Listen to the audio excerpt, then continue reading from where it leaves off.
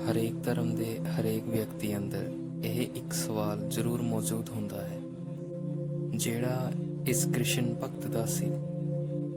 ਉਸ ਕ੍ਰਿਸ਼ਨ ਭਗਤ ਨੇ ਆਖਿਆ ਕਿ ਗੀਤਾ ਵਿੱਚ ਵਾਰ-ਵਾਰ ਕ੍ਰਿਸ਼ਨ ਜੀ ਦਾ ਕਹਿਣਾ ਹੈ ਕਿ ਮੈਂ ਹੀ ਪਰਮ ਬ੍ਰਹਮ ਹਾਂ, ਸਭ ਕੁਝ ਛੱਡ ਕੇ ਮੇਰੀ ਸ਼ਰਨ ਆ ਜਾਓ, ਮੈਂ ਹੀ ਤੁਹਾਨੂੰ ਮੁਕਤ ਕਰਾਂਗਾ।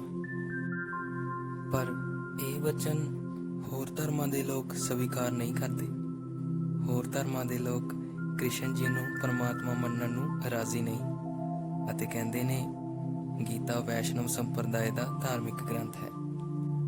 ਉਸ ਕ੍ਰਿਸ਼ਨ ਭਗਤ ਦੇ ਕੁਝ ਏਦਾਂ ਦੇ ਵਚਨ ਸਨ।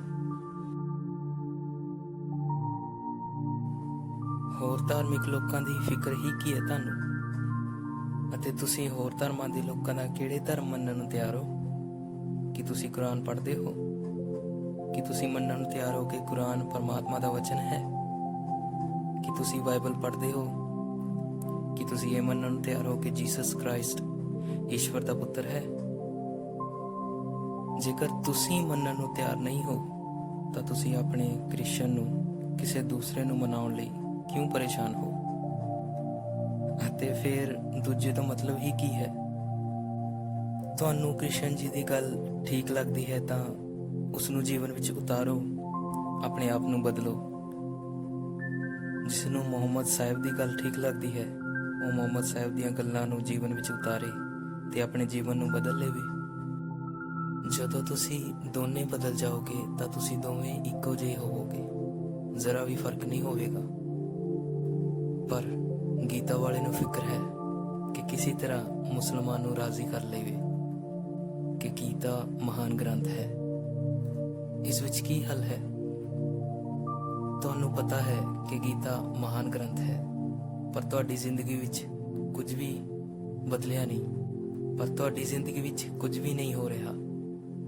ਫਿਰ ਤਾਂ ਮੁਸਲਮਾਨ ਵੀ ਮੰਨ ਲਵੇਗਾ ਕਿ ਗੀਤਾ ਮਹਾਨ ਗ੍ਰੰਥ ਹੈ, ਤਾਂ ਫਰਕ ਕੀ ਪਵੇਗਾ? ਕੋਈ ਫਰਕ ਨਹੀਂ ਪਵੇਗਾ। 20 ਕਰੋੜ ਹਿੰਦੂ ਮੰਨ ਰਹੇ ਹਨ, ਪਰ ਫਰਕ ਤਾਂ ਹੋ ਨਹੀਂ ਰਿਹਾ। ਤੁਸੀਂ ਤਾਂ ਮੰਨੇ ਹੀ ਬੈਠੇ ਹੋ ਕਿ ਗੀਤਾ ਮਹਾਨ ਗ੍ਰੰਥ ਹੈ ਅਤੇ ਕ੍ਰਿਸ਼ਨ ਪਰਮ ਬ੍ਰਹਮ ਹੈ, ਫਿਰ ਵੀ ਤੁਹਾਡੇ ਜੀਵਨ ਵਿੱਚ ਕੁਝ ਨਹੀਂ ਹੋ ਰਿਹਾ। ਤਾਂ ਤੁਸੀਂ ਦੂਸਰੇ ਦੀ ਫਿਕਰ ਕਿਉਂ ਕਰ ਰਹੇ ਹੋ? ਸਾਨੂੰ ਦੂਸਰੇ ਦੀ ਚਿੰਤਾ ਹੈ ਹੀ ਨਹੀਂ ਅਸਲ ਵਿੱਚ, ਕਿਉਂਕਿ ਸਾਨੂੰ ਖੁਦ ਹੀ ਡਰ ਹੈ ਅਤੇ ਸ਼ੱਕ ਹੈ ਕਿ ਕ੍ਰਿਸ਼ਨ ਜੀ ਭਗਵਾਨ ਹੈ ਜਾਂ ਨਹੀਂ। ਅਤੇ ਜਦੋਂ ਤੱਕ ਸ਼ੱਕ ਕਰਨ ਵਾਲਾ ਮੌਜੂਦ ਹੈ, ਉਦੋਂ ਤੱਕ ਤੁਹਾਡੇ ਸ਼ੱਕ ਨੂੰ ਵੀ ਹਵਾ ਮਿਲਦੀ ਰਹੇਗੀ। ਹੁਣ ਮੁਸਲਮਾਨ ਨਹੀਂ ਮੰਨਦੇ ਕਿ ਤੁਹਾਡੀ ਗੀਤਾ ਵਿੱਚ ਕੋਈ ਸਾਰ ਹੈ। ਇਹ ਸੁਣ ਕੇ ਖੁਦ ਹੀ ਡਰ ਪੈਦਾ ਹੁੰਦਾ ਹੈ ਕਿ ਕਿਤੇ ਇਹ ਠੀਕ ਤਾਂ ਨਹੀਂ ਕਹਿ ਰਹੇ। ਇਸੇ ਕਰਕੇ ਅਸੀਂ ਪਹਿਲਾਂ ਦੂਜੇ ਨੂੰ ਰਾਜ਼ੀ ਕਰਨ ਵਿੱਚ ਲੱਗੇ ਰਹਿੰਦੇ ਹਾਂ ਕਿ ਪਹਿਲਾਂ ਦੂਜਾ ਰਾਜ਼ੀ ਹੋ ਜਾਵੇ, ਫਿਰ ਮੈਂ ਮੰਨਾਂ। ਯਾਦ ਰਹੇ, ਜਦੋਂ ਵੀ ਆਦਮੀ ਕਿਸੇ ਦੂਸਰੇ ਨੂੰ ਰਾਜ਼ੀ ਕਰਨ ਦੀ ਕੋਸ਼ਿਸ਼ਾਂ ਕਰਦਾ ਹੈ ਤਾਂ ਉਸ ਦਾ ਮਤਲਬ ਇਹ ਹੈ ਕਿ ਉਹ ਖੁਦ ਵੀ ਸੰਦੇਹ ਨਾਲ ਭਰਿਆ ਹੈ। ਉਹ ਜਦੋਂ ਤੱਕ ਸਭ ਨੂੰ ਰਾਜ਼ੀ ਨਾ ਕਰ ਲਵੇਗਾ, ਉਦੋਂ ਤੱਕ ਉਸ ਦਾ ਖੁਦ ਵੀ ਮਨ ਰਾਜ਼ੀ ਨਹੀਂ ਹੋਵੇਗਾ। ਉਹ ਖੁਦ ਵੀ ਡਰਿਆ ਹੋਇਆ ਹੈ ਕਿ ਗੱਲ ਪੱਕੀ ਹੈ ਜਾਂ ਨਹੀਂ, ਕਿਉਂਕਿ ਇੰਨੇ ਲੋਕ ਸ਼ੱਕ ਕਰਦੇ ਨੇ। 20 ਕਰੋੜ ਹਿੰਦੂ ਹੈ ਤਾਂ 40 ਕਰੋੜ ਮੁਸਲਮਾਨ ਹਨ, ਤਾਂ ਜੋ 20 ਕਰੋੜ ਮੰਨਦੇ ਨੇ, 40 ਕਰੋੜ ਮੁਸਲਮਾਨ ਇਨਕਾਰ ਵੀ ਕਰਦੇ ਨੇ। ਕੋਈ 1 ਅਰਬ ਈਸਾਈ ਨੇ, ਉਹ ਇਨਕਾਰ ਕਰਦੇ ਨੇ। ਕੋਈ 20 ਕਰੋੜ ਬੋਧੀ ਨੇ, ਉਹ ਇਨਕਾਰ ਕਰਦੇ ਨੇ। ਤਾਂ ਸਾਰੀ ਦੁਨੀਆ ਤਾਂ ਇਨਕਾਰ ਕਰਦੀ ਹੈ 20 ਕਰੋੜ ਹਿੰਦੂਆਂ ਨੂੰ ਛੱਡ ਕੇ। ਤਾਂ ਸ਼ੱਕ ਪੈਦਾ ਹੋ ਹੀ ਜਾਂਦਾ ਹੈ ਕਿ ਇਹ ਗੀਤਾ ਜੇਕਰ ਸੱਚ ਵਿੱਚ ਪਰਮਾਤਮਾ ਦੇ ਵਚਨ ਹੁੰਦੇ ਤਾਂ ਸਾਰੇ ਅਰਬ ਲੋਕ ਹੀ ਸਵੀਕਾਰ ਕਰ ਲੈਂਦੇ। 2-4 ਨਾ ਵੀ ਕਰਦੇ ਤਾਂ ਅਸੀਂ ਸਮਝ ਲੈਂਦੇ ਕਿ ਦਿਮਾਗ ਫਿਰਿਆ ਹੋਵੇਗਾ।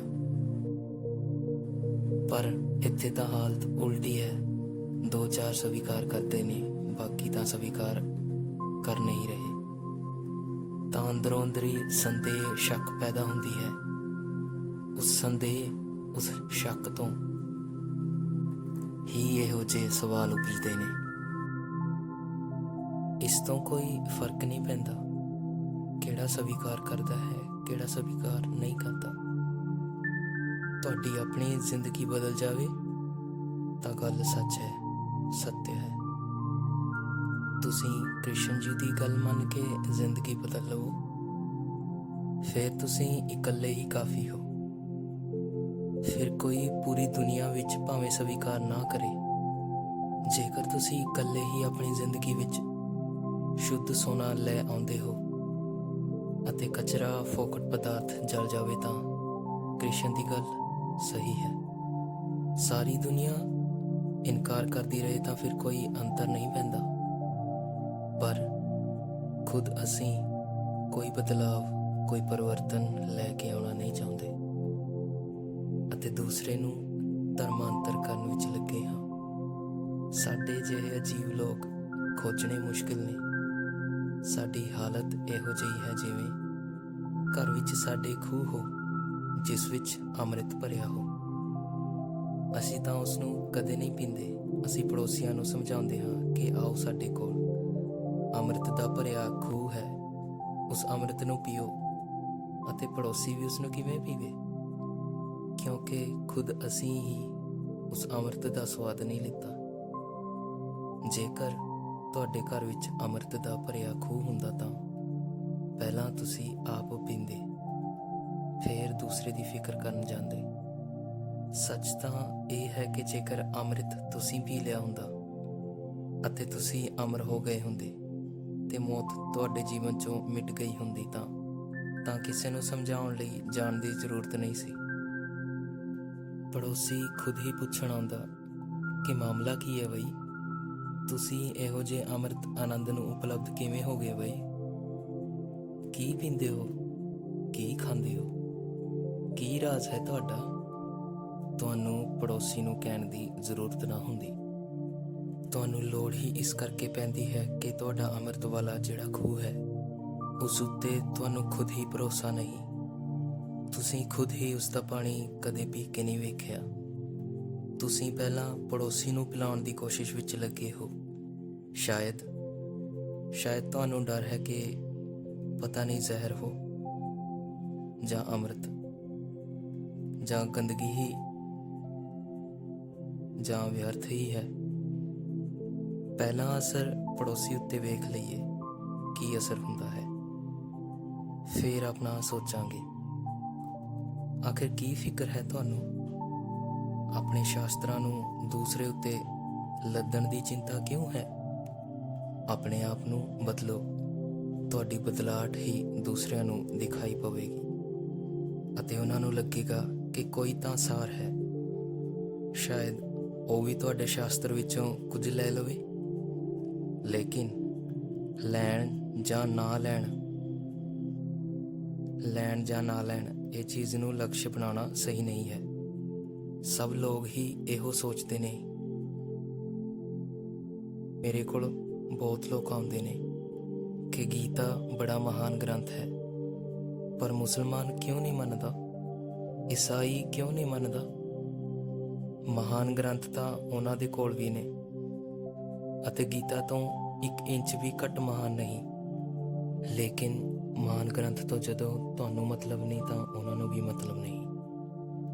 ਤੁਸੀਂ ਜਦੋਂ ਗੀਤਾ ਨੂੰ ਮਹਾਨ ਕਹਿੰਦੇ ਹੋ ਤਾਂ ਇਹ ਨਾ ਸੋਚਣਾ ਕਿ ਤੁਹਾਨੂੰ ਪਤਾ ਹੈ ਕਿ ਗੀਤਾ ਮਹਾਨ ਹੈ। ਗੀਤਾ ਨੂੰ ਮਹਾਨ ਸਿਰਫ ਤੁਸੀਂ ਇਸ ਲਈ ਕਹਿੰਦੇ ਹੋ ਕਿਉਂਕਿ ਗੀਤਾ ਤੁਹਾਡੀ ਹੈ ਅਤੇ ਗੀਤਾ ਨੂੰ ਮਹਾਨ ਕਹਿ ਕੇ ਤੁਹਾਡੇ ਹੰਕਾਰ ਨੂੰ ਰਸ ਪ੍ਰਾਪਤ ਹੁੰਦਾ ਹੈ। ਗੀਤਾ ਮਹਾਨ ਹੈ, ਇਸ ਦੇ ਪਿੱਛੇ ਇਹ ਛਿਪਿਆ ਹੈ ਕਿ ਮੈਂ ਮਹਾਨ ਹਾਂ ਕਿਉਂਕਿ ਮੈਂ ਗੀਤਾ ਨੂੰ ਮੰਨਣ ਵਾਲਾ ਹਾਂ। ਕੁਰਾਨ ਮਹਾਨ ਹੈ ਤਾਂ ਮੁਸਲਮਾਨ ਸੋਚਦਾ ਹੈ ਮੈਂ ਮਹਾਨ ਹਾਂ। ਬਾਈਬਲ ਮਹਾਨ ਹੈ ਤਾਂ ਈਸਾਈ ਸੋਚਦਾ ਹੈ ਕਿ ਮੈਂ ਮਹਾਨ ਹਾਂ। ਅਤੇ ਜੇਕਰ ਕੋਈ ਕਹਿ ਦੇਵੇ ਗੀਤਾ ਮਹਾਨ ਨਹੀਂ ਤਾਂ ਤੁਹਾਨੂੰ ਚੋਟ ਲੱਗਦੀ ਹੈ। ਚੋਟ ਇਸ ਲਈ ਨਹੀਂ ਲੱਗਦੀ ਕਿ ਤੁਹਾਨੂੰ ਗੀਤਾ ਦਾ ਪਤਾ ਹੈ, ਉਹ ਚੋਟ ਇਸ ਕਰਕੇ ਹੀ ਲੱਗਦੀ ਹੈ ਕਿਉਂਕਿ ਚੋਟ ਤੁਹਾਡੇ ਅਹੰਕਾਰ ਨੂੰ ਲੱਗੀ ਹੈ। ਸਾਡੇ ਹੰਕਾਰ ਦੇ ਬੜੇ ਜਾਲ ਨੇ। ਅਸੀਂ ਤਾਂ ਕਹਿੰਦੇ ਹਾਂ ਭਾਰਤ ਮਹਾਨ ਦੇਸ਼ ਹੈ, ਪਰ ਭਾਰਤ ਤੋਂ ਕਿਸੇ ਨੂੰ ਲੈਣਾ ਦੇਣਾ ਨਹੀਂ, ਮਤਲਬ ਸਾਨੂੰ ਸਾਡੇ ਤੋਂ ਹੈ। ਭਾਰਤ ਇਸ ਕਰਕੇ ਮਹਾਨ ਦੇਸ਼ ਹੈ ਕਿਉਂਕਿ ਤੁਹਾਡੇ ਜਿਹਾ ਮਹਾਨ ਵਿਅਕਤੀ ਭਾਰਤ ਵਿੱਚ ਪੈਦਾ ਹੋਇਆ। ਤੁਹਾਡੇ ਜਿਹਾ ਹੰਕਾਰੀ ਵਿਅਕਤੀ ਭਾਰਤ ਵਿੱਚ ਪੈਦਾ ਹੋਇਆ। ਹੋਰ ਕੋਈ ਕਾਰਨ ਨਹੀਂ ਹੈ। ਜੇਕਰ ਤੁਸੀਂ ਇੰਗਲੈਂਡ ਵਿੱਚ ਪੈਦਾ ਹੁੰਦੇ ਤਾਂ ਇੰਗਲੈਂਡ ਮਹਾਨ ਦੇਸ਼ ਹੁੰਦਾ। ਅਮਰੀਕਾ ਵਿੱਚ ਪੈਦਾ ਹੁੰਦੇ ਤਾਂ ਅਮਰੀਕਾ ਮਹਾਨ ਦੇਸ਼ ਹੁੰਦਾ। ਜਰਮਨੀ ਵਿੱਚ ਪੈਦਾ ਹੁੰਦੇ ਤਾਂ ਜਰਮਨੀ ਮਹਾਨ ਦੇਸ਼ ਹੁੰਦਾ। ਕੋਈ ਵੀ ਧਰਤੀ ਉੱਤੇ ਇਸ ਤਰ੍ਹਾਂ ਦਾ ਦੇਸ਼ ਨਹੀਂ ਜਿਹੜਾ ਇਹ ਨਾ ਕਹਿੰਦਾ ਹੋ ਕਿ ਮੈਂ ਮਹਾਨ ਨਹੀਂ। ਕੋਈ ਇੱਕ ਅੱਧੀ ਜਾਤੀ ਕਹਿੰਦੀ ਹੋ ਕਿ ਮੈਂ ਮਹਾਨ ਨਹੀਂ। ਕੋਈ ਇੱਕ ਅੱਧ ਧਰਮ ਕਹਿੰਦਾ ਹੋ ਕਿ ਮੈਂ ਮਹਾਨ ਨਹੀਂ। ਸਭ ਹੰਕਾਰ ਦੀਆਂ ਘੋਸ਼ਣਾਵਾਂ ਨੇ। ਧਰਮ ਦਾ ਇਸ ਨਾਲ ਕੋਈ ਵੀ ਸੰਬੰਧ ਨਹੀਂ। ਪਰ ਅਸੀਂ ਹੰਕਾਰ ਦੀ ਸਿੱਧੀ ਸਿੱਧੀ ਘੋਸ਼ਣਾ, ਸਿੱਧਾ ਸਿੱਧਾ ਐਲਾਨ ਨਹੀਂ ਕਰ ਸਕਦੇ। ਜੇਕਰ ਕੋਈ ਵਿਅਕਤੀ ਖੜਾ ਹੋ ਕੇ ਕਹੇ ਕਿ ਮੈਂ ਮਹਾਨ ਹਾਂ ਤਾਂ ਸਾਨੂੰ ਬਹੁਤ ਇਤਰਾਜ਼ ਹੋਣਗੇ। ਤੁਸੀਂ ਉਸ ਉੱਤੇ ਹੱਸੋਗੇ। ਇਸੇ ਕਰਕੇ ਤਾਂ ਹੰਕਾਰ ਦੀ ਸਿੱਧੀ ਘੋਸ਼ਣਾ ਕਰਨਾ ਖਤਰਨਾਕ ਹੈ, ਕਿਉਂਕਿ ਸਿੱਧੀ ਘੋਸ਼ਣਾ ਨਾਲ ਦੂਜੇ ਦੇ ਹੰਕਾਰ ਨੂੰ ਸੱਟ ਲੱਗਦੀ ਹੈ।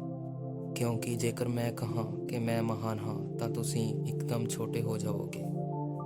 ਹੰਕਾਰ ਕਦੇ ਛੋਟਾ ਹੋਣਾ ਨਹੀਂ ਚਾਹੁੰਦਾ ਅਤੇ ਤੁਸੀਂ ਝੱਟ ਇਨਕਾਰ ਕਰੋਗੇ ਕਿ ਮੈਂ ਮਹਾਨ ਹਾਂ। ਤੁਹਾਡਾ ਦਿਮਾਗ ਖਰਾਬ ਹੋਵੇਗਾ। ਪਰ ਜੇਕਰ ਮੈਂ ਕਹਿੰਦਾ ਹਾਂ ਕਿ ਹਿੰਦੂ ਧਰਮ ਮਹਾਨ ਹੈ ਤਾਂ ਹਿੰਦੂਆਂ ਦੇ ਵਿੱਚ ਇਹ ਗੱਲ ਸਵੀਕਾਰ ਕਰ ਲਈ ਜਾਵੇਗੀ, ਕਿਉਂਕਿ ਮੇਰੇ ਹੰਕਾਰ ਦੀ ਕਿਸੇ ਹੋਰ ਦੇ ਹੰਕਾਰ ਨਾਲ ਟੱਕਰ ਨਹੀਂ ਹੋ ਰਹੀ। ਕਿਉਂਕਿ ਦੂਜਿਆਂ ਦੇ ਹੰਕਾਰ ਨੂੰ ਵੀ ਮੇਰੇ ਹੰਕਾਰ ਨਾਲ ਰਸ ਮਿਲਦਾ ਹੈ। ਹਾਂ, ਮੁਸਲਮਾਨ ਇਨਕਾਰ ਕਰੇਗਾ। ਜੇਕਰ ਮੈਂ ਆਖਾਂ ਕਿ ਭਾਰਤ ਮਹਾਨ ਦੇਸ਼ ਹੈ, ਭਾਰਤ ਦੇ ਸਾਰੇ ਲੋਕ ਸਵੀਕਾਰ ਕਰ ਲੈਣਗੇ, ਕਿਉਂਕਿ ਮੈਂ ਆਪਣੇ ਹੰਕਾਰ ਨਾਲ ਦੂਜਿਆਂ ਦੇ ਹੰਕਾਰ ਨੂੰ ਵੀ ਰਸ ਦੇ ਰਿਹਾ ਹਾਂ। ਚੀਨ ਦੇ, ਜਰਮਨੀ ਦੇ ਤੇ ਹੋਰ ਸਭੇ ਦੇਸ਼ਾਂ ਨੂੰ ਉਹਨਾਂ ਦੇ ਹੰਕਾਰ ਨੂੰ ਸੱਟ ਲੱਗੇਗੀ, ਪਰ ਭਾਰਤ ਦੇ ਲੋਕਾਂ ਨੂੰ ਰਸ ਪ੍ਰਾਪਤ ਹੋਵੇਗਾ। ਇਹ ਸਾਰੇ ਐਲਾਨ ਲੁਕੇ ਹੋਏ ਹੰਕਾਰ ਦੇ ਹੀ ਐਲਾਨ ਨੇ। ਤੁਹਾਡੇ ਕ੍ਰਿਸ਼ਨ ਪਰਮ ਬ੍ਰਹਮ ਹੈ ਤਾਂ ਜੀਸਸ ਪਰਮ ਬ੍ਰਹਮ ਕਿਉਂ ਨਹੀਂ ਹੈ? ਜੀਸਸ ਵੀ ਪਰਮ ਬ੍ਰਹਮ ਹੈ। ਅਤੇ ਜੀਸਸ ਹੀ ਕਿਉਂ? ਪਰਮ ਬ੍ਰਹਮ ਤਾਂ ਹਰੇਕ ਦੇ ਅੰਦਰ ਮੌਜੂਦ ਹੈ। ਕਿਸੇ ਦੇ ਅੰਦਰ ਪ੍ਰਗਟ ਹੋ ਗਿਆ ਅਤੇ ਕਿਸੇ ਦੇ ਅੰਦਰ ਅਪ੍ਰਗਟ ਹੈ। ਸੱਚ ਤਾਂ ਇਹ ਹੈ ਕਿ ਪਰਮ ਬ੍ਰਹਮ ਤੋਂ ਇਲਾਵਾ ਹੋਰ ਕੁਝ ਵੀ ਨਹੀਂ। ਪਰ ਬੜੀ ਦਿੱਕਤ ਹੈ। ਬਰਟਨ ਰਸਲ ਨੇ ਲਿਖਿਆ ਹੈ।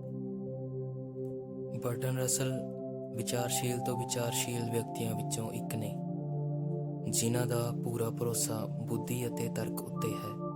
ਉਸਨੇ ਲਿਖਿਆ ਹੈ ਕਿ ਜਦੋਂ ਮੈਂ ਸੋਚਦਾ ਹਾਂ ਤਾਂ ਮੈਨੂੰ ਲੱਗਦਾ ਹੈ ਕਿ ਬੁੱਧ ਤੋਂ ਇਲਾਵਾ ਮਹਾਨ ਵਿਅਕਤੀ ਇਸ ਧਰਤੀ ਉੱਤੇ ਦੂਜਾ ਨਹੀਂ। ਜਦੋਂ ਮੈਂ ਸੋਚਦਾ ਹਾਂ, ਪਰ ਮੇਰੇ ਅੰਦਰ ਛਿਪਿਆ ਹੋਇਆ ਈਸਾਈ, ਜਿਸ ਨੂੰ ਕਈ ਸਾਲ ਪਹਿਲਾਂ ਤਿਆਗ ਕਰ ਚੁੱਕਿਆ ਹਾਂ, ਕਿਉਂਕਿ ਬਰਟਨ ਰਸਲ ਨੇ ਈਸਾਈ ਧਰਮ ਦਾ ਤਿਆਗ ਕਰ ਦਿੱਤਾ ਸੀ ਅਤੇ ਉਸਨੇ ਇੱਕ ਬਹੁਤ ਅਦਭੁਤ ਕਿਤਾਬ ਲਿਖੀ ਸੀ ਜਿਸ ਦਾ ਨਾਮ ਹੈ ਵਾਈ ਆਈ ਐਮ ਨੋਟ ਆ ਕ੍ਰਿਸਚਨ। ਮੈਂ ਈਸਾਈ ਕਿਉਂ ਨਹੀਂ ਹਾਂ। ਪਰ ਬਚਪਨ ਤਾਂ ਈਸਾਈ ਵਿੱਚ ਪਲਿਆ ਹੋਇਆ ਸੀ। ਈਸਾਈ ਧਰਮ ਵਿੱਚ ਪਲ ਕੇ ਵੱਡਾ ਹੋਇਆ ਸੀ। ਧਰਮ ਉਸਨੂੰ ਈਸਾਈ ਦਿੱਤਾ ਗਿਆ ਸੀ। ਸੰਸਕਾਰ ਉਸਨੂੰ ਈਸਾਈ ਵਾਲੇ ਦਿੱਤੇ ਗਏ ਸਨ। ਫਿਰ ਸੋਚ ਵਿਚਾਰ ਕਰਕੇ ਈਸਾਈਅਤ ਦਾ ਤਿਆਗ ਕਰ ਦਿੱਤਾ।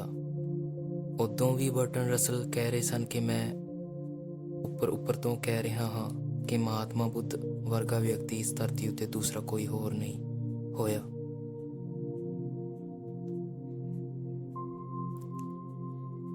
ਪਰ ਅੰਦਰੋਂ ਅੰਦਰੀ ਮੇਰੇ ਦਿਲ ਵਿੱਚ ਕੋਈ ਕਹਿੰਦਾ ਹੈ ਕਿ ਬੁੱਧ ਕਿੰਨੇ ਵੀ ਮਹਾਨ ਹੋਣ, ਪਰ ਜੀਸਸ ਤੋਂ ਮਹਾਨ ਹੋ ਨਹੀਂ ਸਕਦੇ। ਅੰਦਰ ਦਿਲ ਦੇ ਕੋਨੇ ਵਿੱਚ ਕੋਈ ਛਿਪਿਆ ਹੋਇਆ ਕਹਿੰਦਾ ਹੈ। ਅਤੇ ਜ਼ਿਆਦਾ ਤੋਂ ਜ਼ਿਆਦਾ ਮੈਂ ਇੰਨਾ ਹੀ ਕਹਿ ਸਕਦਾ ਹਾਂ, ਇੰਨਾ ਹੀ ਕਰ ਸਕਦਾ ਹਾਂ ਕਿ ਬੁੱਧ ਤੇ ਜੀਸਸ ਦੋਵੇਂ ਸਮਾਨ ਨੇ। ਬਸ, ਬੜਾ ਛੋਟਾ ਕੋਈ ਵੀ ਨਹੀਂ। ਜ਼ਿਆਦਾ ਤੋਂ ਜ਼ਿਆਦਾ ਇੰਨਾ ਹੀ ਬਸ। ਜੀਸਸ ਨੂੰ ਬੁੱਧ ਤੋਂ ਨੀਚੇ ਰੱਖਣਾ ਮੁਸ਼ਕਿਲ ਹੋ ਜਾਂਦਾ ਹੈ, ਇਸ ਲਈ ਨਹੀਂ ਕਿ ਉਹ ਬੁੱਧ ਤੋਂ ਨੀਚੇ ਨੇ ਜਾਂ ਉੱਚੇ ਨੇ। ਇਹ ਗੱਲਾਂ ਮੂਰਖਤਾਪੂਰਨ ਹਨ, ਕਿਉਂਕਿ ਜਿਹੜਾ ਵਿਅਕਤੀ ਗਿਆਨ ਨੂੰ ਉਪਲਬਧ ਹੋ ਗਿਆ, ਉਸ ਦੀ ਕੋਈ ਤੁਲਨਾ ਨਹੀਂ ਕੀਤੀ ਜਾ ਸਕਦੀ। ਨਾ ਹੀ ਉਹ ਕਿਸੇ ਤੋਂ ਨੀਚੇ ਹੈ, ਨਾ ਹੀ ਉਹ ਕਿਸੇ ਤੋਂ ਉੱਪਰ। ਅਸਲ ਵਿੱਚ ਗਿਆਨ ਨੂੰ ਉਪਲਬਧ ਹੋਣ ਵਾਲਾ ਵਿਅਕਤੀ ਤੁਲਨਾ ਤੋਂ ਬਾਹਰ ਹੋ ਜਾਂਦਾ ਹੈ। ਬੁੱਧ ਤੇ ਕ੍ਰਿਸ਼ਨ, ਮਹਾਵੀਰ ਤੇ ਜੀਸਸ, ਮੁਹੰਮਦ ਸਾਹਿਬ ਤੇ ਨਾਨਕ ਕਿਸੇ ਤੋਂ ਉੱਚੇ ਨੀਚੇ ਨਹੀਂ ਹਨ। ਇਹ ਊਚ ਨੀਚ ਦੀ ਭਾਸ਼ਾ ਹੀ ਉਸ ਜਹਾਨ ਵਿੱਚ ਵਿਅਰਥ ਹੈ, ਕਿਉਂਕਿ ਇਹ ਤਾਂ ਸਾਡੀ ਭਾਸ਼ਾ ਹੈ। ਇੱਥੇ ਅਸੀਂ ਉੱਚੇ ਨੀਚੇ ਹੁੰਦੇ ਹਾਂ। ਜਿਵੇਂ ਹੀ ਹੰਕਾਰ ਛੁੱਟ ਜਾਵੇ, ਕੌਣ ਉੱਚਾ ਤੇ ਕੌਣ ਨੀਵਾਂ, ਦੱਸੋ? ਕਿਉਂਕਿ ਉੱਚਾ ਨੀਚਾ ਹੰਕਾਰ ਦੀ ਹੀ ਤੋਲ ਹੈ। ਹੰਕਾਰ ਹੀ ਤੱਕੜੀ 'ਚ ਤੋਲਦਾ ਹੈ।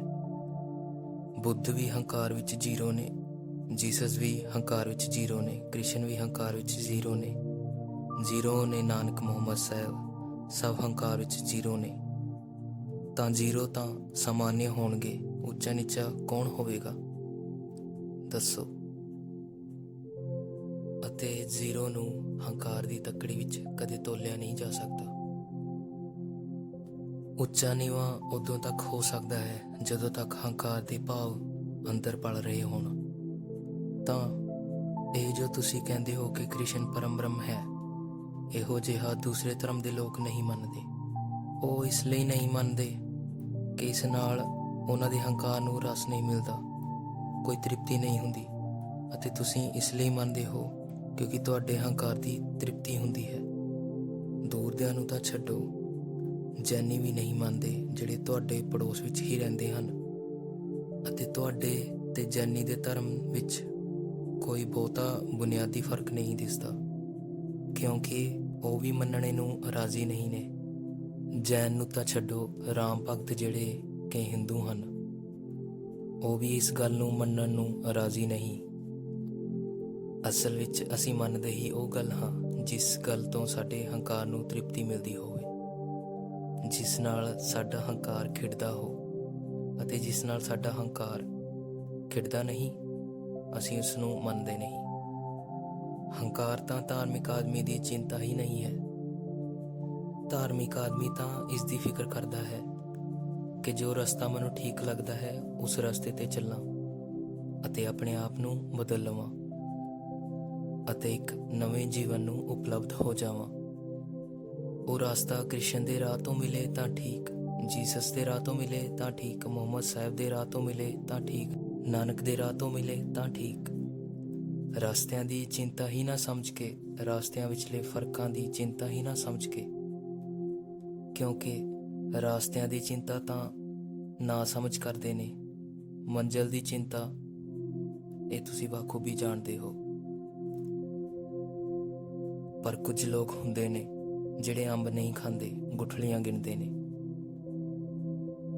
ਇਸ ਤਰ੍ਹਾਂ ਦੇ ਲੋਕ ਗੁਠਲੀਆਂ ਵਿੱਚ ਹੀ ਉਲਝੇ ਰਹਿ ਜਾਂਦੇ ਨੇ, ਅੰਬ ਦੀ ਤਰਫ ਜਾ ਹੀ ਨਹੀਂ ਪਾਉਂਦੇ, ਕਿਉਂਕਿ ਉਹਨਾਂ ਨੂੰ ਫੁਰਸਤ ਹੀ ਨਹੀਂ ਅੰਬ ਨੂੰ ਚੱਖਣ ਦੀ। ਕੁਝ ਲੋਕ ਸਵਾਲ ਇਹ ਵੀ ਸੋਚੀ ਬੈਠੇ ਹਨ ਕਿ ਨਿਰਾਕਾਰ ਪਰਮਾਤਮਾ ਕ੍ਰਿਸ਼ਨ ਨਹੀਂ ਨੇ।